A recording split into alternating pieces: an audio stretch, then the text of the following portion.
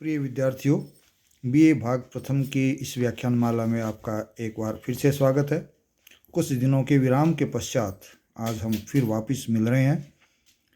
अब तक हमने कहानी के विकास की कहानी के अंतर्गत कहानी के इतिहास को जाना था, उसके विकास क्रम को जाना था और प्रेमचंदोत्तर काल के बाद तक की कहानियों के बारे में, जहाँ तक मार्क्सवाद का प्रभाव है, उससे प्रभावित लेखक है, वहाँ तक हमने जानकारियाँ ले ली थी और ये विकास क्रम वर्तमान काल तक भी चल रहा है। तो और इसी दौरान कहानियों के विभिन्न प्रकार, नए नए रूप निकल करके आए। ये नहीं कि इसके बाद कहानी कोई एक रूप में रही हो। जिस तरह से कविताओं का विकास क्रम आगे चलता रहा, उसी तरह कहानियों का भी विकास क्रम चलता रहा है। तो जो आधुनिक कहानियाँ इस काल की रही हैं, उन कहानियों में क्या विशेषता हो सकती है, उन पर चर्चा अक्सर चलती रहती है। तो ये मान सकते हैं कि आधुनिक कहानियों का प्रारंभ कहाँ से हुआ, तो ये हम चर्चा कर चुके हैं। और ख़ास तौर से हम ये कह सकते हैं कि आज़ादी के बाद लिखी गई कहानियाँ आधुनिक कहानियों की श्रेणी में जब विवेचना होती है, चर्चा होती है, समीक्षा होती है, तो उसके अंतर्गत रखी जाती है। चूँकि ये मूल प्रश्न तो इतिहास का है, तो इस बिंदु पर हम अधिक ध्यान नहीं देंगे। लेकिन हमारे लिए ध्यान देने योग्य बात क्या होगी, वो है कि इस समय के दौरान किस तरह की कहानियाँ लिखी गई। क्या उनमें विषय वस्तु एक जैसी थी, या कुछ भेद पाया गया, या भिन्नताएं पाई गई, या शैलीगत उनमें क्या भिन्नताएं थी जिसके कारण उनको अलग अलग श्रेणियों में हम रखते हैं। तो इन चीज़ों पर विचार करेंगे। तो इन सब बातों को जब हम देखते हैं तो हम पाते हैं कि विभिन्न विचारकों द्वारा, विभिन्न समीक्षकों द्वारा जब कहानियों पर चर्चा की गई, तो कहानियों के कुछ भेद निकल करके आधुनिक युग में हमारे सामने आता है, जिन्हें हम आधुनिक कहानियों के अंतर्गत रख सकते हैं, रखते हैं। और इनकी खासियत क्या है कि इनमें किसी धारा विशेष को नहीं पकड़ा गया, बल्कि ये अपने आप में एक स्वतंत्र रही। लेकिन फिर भी यदि कभी किसी धारा को पकड़ा भी, तो वो उस पर लंबे समय तक टिकी हुई नहीं रही, या उनको मान्यता प्राप्त नहीं हुई। तो हम ये देखते हैं कि किस तरह की कहानियाँ इस युग में रही, उन कहानियों को क्या नाम दिया गया। तो मैं जहाँ तक समझता हूँ, मैं कुछ कहानियों के नाम लेता हूँ, या कुछ प्रकार की कहानियों के नाम लेता हूँ जो कि उनके भेद कहे जा सकते हैं। सबसे पहला है नई कहानी। इसके अलावा ए कहानी, जो कहानी का नाम ही नहीं मान रही है, ए कहानी। तीसरा जो है सचेतन कहानी। चौथा सहज कहानी। पांचवा आंचलिक कहानी। छठा समांतर कहानी। और सातवां जो है, जो भेद हम कह सकते हैं, लघु कथा अथवा ठुमरी जिसे हम कहते हैं, उस नाम से ये कहानियाँ चर्चित हुई। तो ये मुख्य मुख्य भेद आधुनिक कहानी में हमारे सामने आते हैं। तो अब इनमें संक्षिप्त में अध्ययन हम करेंगे। सबसे पहले अपने लेते हैं नई कहानी को, कि ये नई कहानी क्या है। ये नई कहानी ऐसी कहानी है जो किसी धारा विशेष या विचारधारा विशेष के साथ नहीं जुड़ी हुई। इस समय के जो लेखक रहे हैं, मोहन राकेश है, कमलेश्वर है, राजेंद्र यादव है, इन लोगों ने जो कहानियाँ लिखी, वो कहानियाँ जीवन के विभिन्न क्षेत्रों की कहानियाँ रही। जीवन के विभिन्न क्षेत्र इन्होंने अपनी कहानियों के भीतर विषय के रूप में रखे। ऐसी कहानियाँ नई कहानी के रूप में जाने जाते रहे हैं। फिर हम देखते हैं कि इनकी विशेषताएं क्या थी। ये जो कहानियाँ इन लोगों ने या इनके साथियों ने लिखी, उसमें कौन कौन सी विशेषताएं थी, उन कुछ विशेषताओं को हम लेते हैं। इनमें सामाजिक और पारिवारिक विघटन का चित्रण और उसकी सशक्त अभिव्यक्ति, इन कहानियों में अर्थात नई कहानियों में मिलती है। इसके अलावा पुराने जो मूल्य थे उनकी टूटन भी इन कहानियों में बड़े मार्मिक रूप से हमको दिखाई दे जाती है। जैसे राजेंद्र यादव की बिरादरी बहार कहानी है, और इसी प्रकार कमलेश्वर की कस्बे का आदमी जो कहानी है उसमें पुराने मूल्यों की टूटन जो है हमको स्पष्टतः दिखाई दे जाती है। और ऐसी बहुत सी कहानियाँ और भी लिखी गई। इसके अलावा सामाजिक और राजनीतिक विघटन को भी इस समय जो है इन कहानियों का नई कहानी में विषय बनाया गया। ऊपर हमने देखा पारिवारिक विघटन था और यहाँ राजनीतिक विघटन है, क्योंकि सामाजिक दोनों में मैंने लिया है। तो सामाजिकता से बाहर तो कोई चीज़ होती ही नहीं है साहित्य में। इसमें इस तरह की जो कलात्मक संयम के साथ जो कहानियाँ लिखी गई थी, जो राजनीतिक विघटन को भी उठा रही थी, उसी कहानियों में भीष्म चाहने की चीफ की दावत जो कहानी है वो भी एक मुख्य कहानी के रूप में हमारे सामने आती है। इसके अलावा इस कहानी में व्यक्ति के स्वार्थ का भाव या स्वार्थ के भाव में जो परिवर्तन आता है वो इसमें स्पष्ट दिखाई देता है। चीफ की दावत में ये चीज़ विशेष तौर पर दिखाई गई है कि अपने स्वार्थ के लिए व्यक्ति अपनी माँ को भी एक साधन बना लेता है। बूढ़ी माँ जिसको कि वो बाहर आने नहीं देता था, लेकिन उसका चीफ जब आया दावत की या माँ की बनाई हुई कोई चीज़ उसको पसंद आ गई, तो उसी माँ को चीफ से अपना काम करवाने के लिए साधन बना लिया, उससे काम करवा लिया। जो काम वो नहीं करती थी अब करना उसने लगभग छोड़ दिया था। और जिस माँ को वो लताड़ता रहता था, धिक्कारता रहता था, उस माँ से जो है काफ़ी अच्छे संबंध उसने बना लिया था। स्वार्थ का एक साधन उसने बना लिया था। तो यहाँ ये है कि व्यक्ति अपने स्वार्थ के लिए अपने रिश्तों को भी साधन के रूप में इस्तेमाल करता है, उसमें कोई संकोच नहीं करता है, जबकि रिश्ते हमेशा बिना स्वार्थों के होने चाहिए। इसके अलावा इन कहानियों में अर्थात नई कहानी में सांप्रदायिक उन्माद, चूँकि उस समय कहानियाँ है आज़ादी के आसपास की, तो सांप्रदायिक उन्माद जो है उसका चित्रण भी इन कहानियों में मिलता है, जिसमें हम कह सकते हैं कि भीष्म साहनी की लिखी हुई कहानी झुटपुटा जो है वो आप उसको इसके उदाहरण के रूप में ले सकते हैं। साथ साथ यही नहीं कि खाली सांप्रदायिकता का उन्माद ही दिखाया गया हो इस युग की कहानियों में। इस युग की कहानियों में इस उन्माद के साथ साथ मानवीयता की पहचान करने की कोशिश भी लगातार सतत रूप से जारी रही है नई कहानी में, और उसको रेखांकित करती हुई हमको दिखाई देती है। इसके साथ साथ ज्यों ज्यों आधुनिक युग आता गया, उस समय नई नवीनता आती गई, तो जीवन को जीने की कठिनाइयाँ भी बढ़ती गई या नई कठिनाइयाँ सामने आने लगी।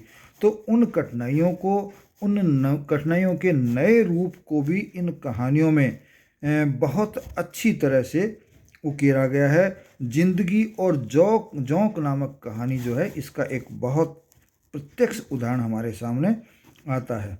मनु भंडारी हुई, कृष्णा सोबती हुई, उषा प्रियमवदा हुई, ये जो लेखिकाएं थी वो इस युग की विशेष तौर पर महिला लेखिकाएं हुई, जिन्होंने कि नारी जीवन के अब तक के जो अछूते पहलू रहे, नारियों को कहानियों में बहुत कम स्थान मिला है उस समय तक, इन्होंने अपनी कहानियों में उन अछूते पहलुओं को एक प्रमुख स्थान दिया।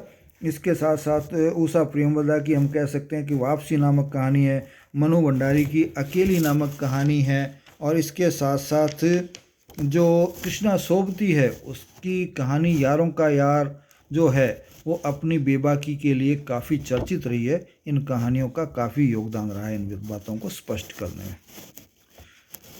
इसके साथ साथ संवेदनात्मक सूक्ष्मता और काव्यात्मक भाषा की विशेषता भी इन कहानियों में मिल जाती है।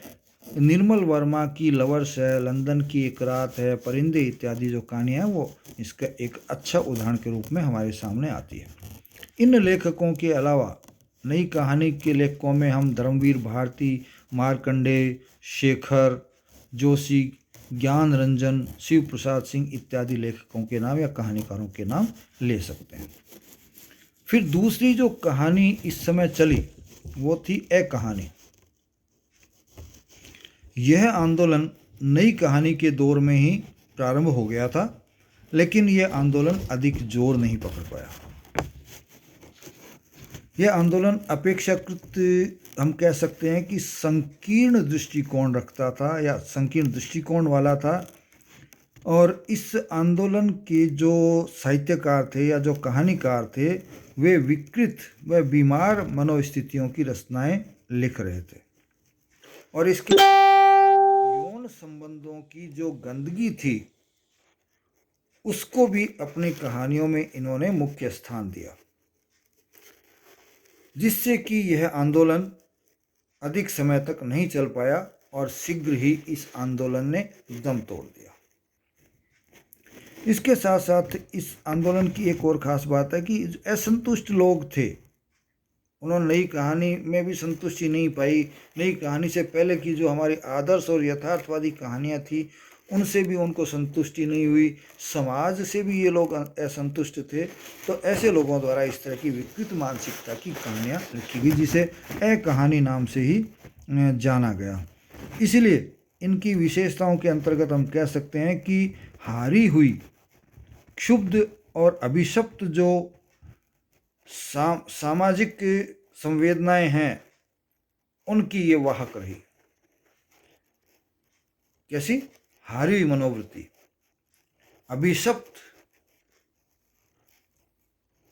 जो सामाजिक संवेदनाएं थी उनको इन्होंने अधिक स्थान दिया अपनी कहानियों में। इसके साथ साथ आत्मपीड़न हुआ, संत्रास हुआ, और पुंसत्वहीन नियति जो है उनको इन्होंने अधिक महत्वपूर्ण मूल्य मान करके उनको ही अपनी कहानियों में स्थान दिया, जिसके कारण कि ये कहानियाँ अपनी जड़ें नहीं जमा पाई और बहुत थोड़े समय में ही चलन से या प्रसिद्धि के क्षेत्र से बाहर हो गई।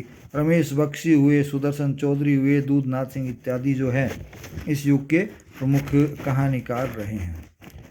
इसके साथ साथ अगला जो कहानी का भेद आता है वो है सचेतन कहानी या सचेतन कहानी। ये क्या है? ये आंदोलन भी ए कहानी के दौर में ही चला। ये हमेशा से एक विदित बात रही है कि जब समाज में नकारात्मकता फैलती है, समाज अंधेरे की तरफ, अंधेरे की गर्त में जा रहा होता है, तो उजाला दिखाने वाले लोग भी आ जाते हैं या उजाला दिखाने वाली प्रवृत्तियां भी अपना स्थान बनाने की कोशिश करती है। तो इसी ए कहानी के दौर में ही सचेतन कहानी जो है वो लिखी जाने लग गई थी। तो ए कहानी के दौरान ही एक अन्य आंदोलन सचेतन कहानी के नाम से चला, जिसमें कि मानवीय संवेदनाओं को या मानवीय संवेदनाओं से लबरेज कहानियाँ लिखी गई, तथा इस आंदोलन के कथाकारों ने जो पूर्व के लेखकों की बीमार मानसिकता वाली जो ए कहानी थी उसका विरोध किया, और विरोध भी कैसा? बड़ा मुखर विरोध किया, और उस कहानी को समाज या लेखकों या पाठकों के दिमाग से तुरंत बाहर भी निकाल दिया। अब इस कहानी की विशेषताएं क्या हो सकती है उसको हम अलग से नया पढ़ करके धीरे धीरे देंगे कि इन कहानियों में व्यक्तिवाद का निषेध रहा। जब आप अच्छा सोचते हैं, विस्तारित सोचते हैं, विस्तार अपने जो विचार हैं उनको जब आप अच्छा बनाते हो तो आप संकीर्णता के दायरे से बाहर आ जाते हो, तो व्यक्तिवाद का वहाँ निषेध हो जाता है। तो इन कहानियों में व्यक्तिवाद का निषेध था, और इसके साथ साथ जो पूर्व की कहानियों में विघटनवादी मूल्य जो आ गए थे, उन विघटनवादी मूल्यों को तो स्थान कहीं ना कहीं दिया ही गया, लेकिन उनको प्रमुख न मान करके मूल्यों के पुनर्निर्माण की कोशिश इन कहानियों में हमको मिल जाती है, भली भांति मिल जाती है। और ये कहानीकार इसके बहुत ज़बरदस्त प्रशंसक या पक्षधर रहे हैं। इन कहानियों में जो शिल्प मिला वो बिल्कुल सपाट है, सरल है, और बोध जो है उसको संप्रेषित करने वाला शिल्प इनका रहा है। अनुभवों की विविधता और गहराई इन कहानियों में हमको बहुत अच्छी तरह से मिल जाती है। इसके साथ साथ साम्यवाद और समाजवाद की तरफ इस समय की कहानियों में झुकाव मिलने लग गया था।